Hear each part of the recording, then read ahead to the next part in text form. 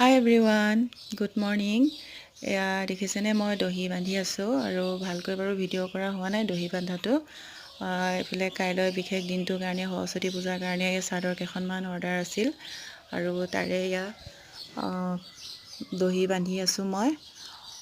কেতিয়াবা বাৰু ভালকৈ দেখাম, মানে টাইমো হোৱা নাই তেনেকৈ ভালকৈ ভিডিঅ' কৰি দেখাবৰ কাৰণে। জাষ্ট এনেই অলপ কৰিলোঁ।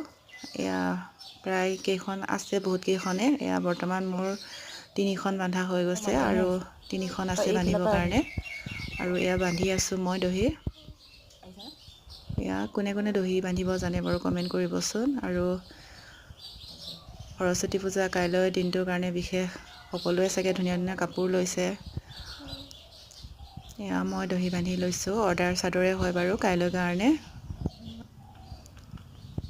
একদম টাইমেই পোৱা নাই, মানে এইফালে আপোনাৰ পাৰ্লাৰত, এইফালে ঘৰৰ কাম, এইফালে দহি বন্ধা, এইফালে কেক বনোৱা, মানে অলপ বহুতেই বিজি এইকেইদিন।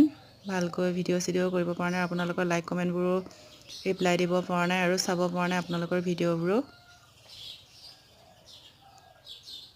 এয়া মই দহি বান্ধি লৈছোঁ আৰু কেতিয়াবা বাৰু ভালকৈ কেনেকৈনো মই দহি বান্ধো আপোনালোককো দেখাম বাৰু।